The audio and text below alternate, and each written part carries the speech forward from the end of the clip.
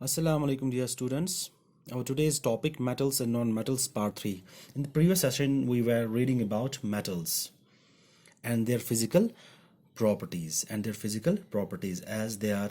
The metals are hard, they are lustrous, they are malleable, they are ductile, they are sonorous, and they are good conductors of heat and electricity. Now I will tell you about the definition of metals. What actually metals are.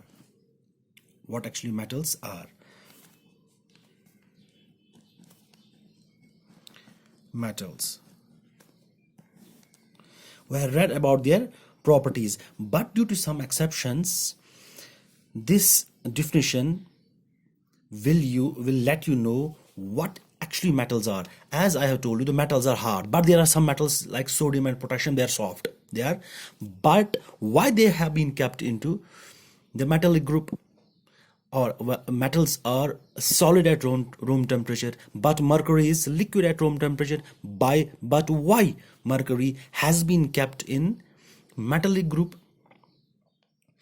So this definition will give you the clear idea about the metals. Why these metals like sodium, potassium, or mercury have been kept in the metallic group, and what is the difference between metals and non-metals.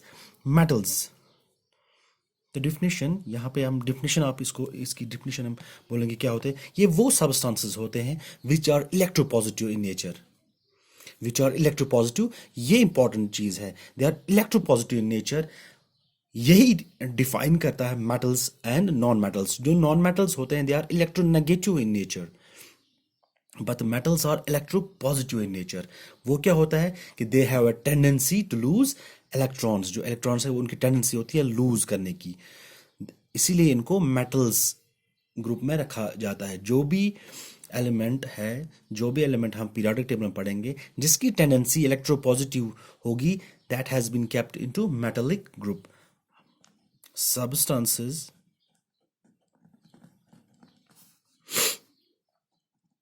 which are electropositive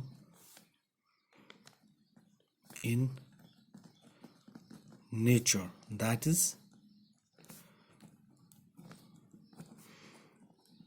they have a tendency to lose electrons. अब ये क्या होता है electropositive and tendency to lose electrons? I will define you. Atom जो होता है उसकी मैं दिखाऊंगा. जो एक एटम होता है उसकी शेप ऐसी होती है लगभग.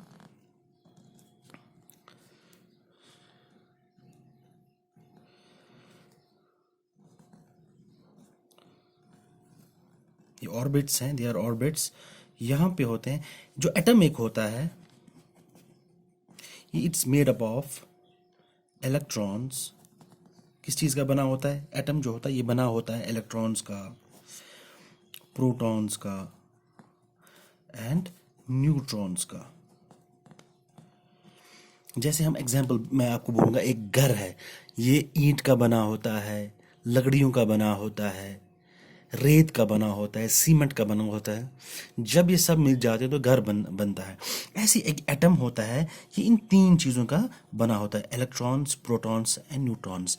जो इलेक्ट्रॉन्स होते हैं वो नेगेटिवली चार्ज्ड होते हैं, दे आर नेगेटिवली चार्ज्ड. ये पॉजिटिवली चार्ज्ड होते हैं, ये नेगेटिवली चार्ज्ड होते हैं. एंड ये होता है न्यूट्रल. न्यूट्रल मीन्स जितना इसमें नेगेटिव चार्ज होगा उतना पॉजिटिव चार्ज भी होगा, वो एक दूसरे को कैंसिल करेगा. ये न्यूट्रल होते हैं. Electrons, protons and neutrons. एक एटम होता है, बना हुआ होता है इलेक्ट्रॉन्स, प्रोटॉन्स एंड न्यूट्रॉन्स. अब जो न्यूट्रॉन्स और प्रोटॉन्स हैं दे आर स्टैटिक, एक जगह रहते हैं. और ये जो इलेक्ट्रॉन्स हैं ये फ्री मूवमेंट करते हैं अपने ऑर्बिटल्स में, या अपने ऑर्बिटल्स में फ्री मूवमेंट करते हैं. यहाँ से ये यहाँ इलेक्ट्रॉन होगा, ये फ्री मूवमेंट करते रहते हैं. अब क्या होता है कि जब ये कोई कंपाउंड बनाता है, it has a tendency to lose. ये लूज करता है, ये छोड़ देता है, ये किसी और को शेयर करता है, किसी और को दे देता है, किसी और को दे देता है, और ये इलेक्ट्रोपॉजिटिव रहता है। और मैं एक एग्जांपल समझाऊंगा ये कैसे बनता है इलेक्ट्रोपॉजिटिव। जैसे हम लेंगे, ये एक एटम लेंगे हम, इसमें देखेंगे इलेक्ट्रॉन्स इलेक्ट्रॉन्स इलेक्ट्रॉन्स इलेक्ट्रॉन्स, ये प्रोटॉन होगा, positive charge, proton proton proton, ठीक है ना। 1 2 3 4, 1 2 3 4, जितने इलेक्ट्रॉन्स हैं उतने प्रोटॉन्स हैं, मतलब ये न्यूट्रल है इस वक्त। अब क्या होता है, जो मेटल्स होते हैं, जो metals they are electropositive, they have tendency to lose electrons. ये क्या करता है, जब किसी और के साथ ये बॉन्डिंग हो जाती है तो ये ये इलेक्ट्रॉन को लूज करते हैं, इसको छोड़ देता है, इसको छोड़ दिया ऐसे, इसको लूज कर दिया, इसको लूज कर दिया। तब अब क्या हो गया इसमें, अब प्रोटॉन जो पॉजिटिव चार्ज है वो ज्यादा रह गए, 1 2 3 4, ये कितने रह गए अब, 2 ही। पहले एक छोड़ा था, फिर 3 ही रह गए थे, ऐसे ही दूसरा छोड़ दिया, अब ये 2 ही रह गए। अब ज्यादा कौन सा चार्ज इसमें रहा, इसमें कौन सा चार्ज ज्यादा रहा, पॉजिटिव चार्ज, इसमें ज्यादा पॉजिटिव चार्ज रहा, पॉजिटिव चार्ज इसमें ज्यादा रहा, क्योंकि जो नेगेटिव चार्ज है it lost while forming compounds। इसलिए जो substances metals वो substances होते हैं which have a tendency to lose electron। जब इन्होंने इलेक्ट्रॉन लूज किया तो ये पॉजिटिव बन गया, इसका नेट चार्ज जो है, जो नेट चार्ज रह गया वो पॉजिटिव हो गया, इसलिए इनको कहते हैं इलेक्ट्रोपॉजिटिव। जैसे सोडियम, ये सोडियम न्यूट्रल था, अब क्या हो गया, इट लॉस्ट एन इलेक्ट्रॉन, इसने इलेक्ट्रॉन लूज किया तो ये क्या बनाएगा, Na, ये पॉजिटिव इस पे चढ़ेगा, इस पे पॉजिटिव साइन चढ़ेगा, क्योंकि इसे इट लॉस्ट एन इलेक्ट्रॉन। तो ये सोडियम क्या है, सोडियम इज ए मेटल। तो वो elements which have the tendency to lose an electron, they are called as metals। अब हम पढ़ेंगे, today we will be reading about non metals। हमारा जो दूसरा टॉपिक है मेटल्स हमारा हो गया, इसके एग्जाम्पल्स भी मैंने दे दिया आपको।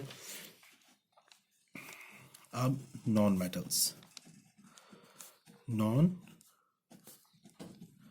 मेटल्स, अब भी उसका उल्टा है, किसका, मेटल्स का। The substances which are electronegative in nature, that is they have a tendency to gain electrons। ये गेन करते हैं इलेक्ट्रॉन, जो मेटल ने छोड़ दिया है ये उसको, मेटल क्या करता है, टेंडेंसी टू लूज इलेक्ट्रॉन, इसका क्या है, टेंडेंसी टू गेन इलेक्ट्रॉन। जब भी गेन इलेक्ट्रॉन करेगा तो इसमें नेगेटिव चार्ज ज्यादा आएंगे, नेगेटिव चार्ज ज्यादा आएंगे तो ये क्या होगा, नेट चार्ज का क्या बनेगा, नेगेटिव। तो इनको बोलेंगे substance which are electronegative in nature. substances which are electronegative in nature, that is they have a tendency to gain electrons, they have a tendency to gain electrons, ठीक है। इसकी examples ये आपको मैंने समझाया वहाँ कि गेन क्या है, लूज क्या है। अब एग्जाम्पल्स इसकी, कार्बन है, इज नॉन मेटल, सल्फर है, आयोडीन है, ऑक्सीजन है, हाइड्रोजन है, सल्फर तो आ गया, पोटेशियम है, फॉस्फोरस है, एक्स्ट्रा, ब्रोमीन है, extra. They are non metals, that means they are electronegative in nature, that is they have a tendency to gain electron, अब हम ये स्टडी क्यों करते हैं, why we study non metals.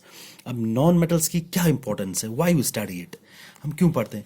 Non metals की बहुत importance है हमारी लाइफ में, non metals are very important to study, इनकी इंपॉर्टेंस बहुत है हमारी लाइफ में। जैसे एग्जाम्पल मैं बोलूँगा, वुड है, वुड की कितनी इंपॉर्टेंस है, वुड की इंपॉर्टेंस है, एज अ फ्यूल भी यूज होता है ये।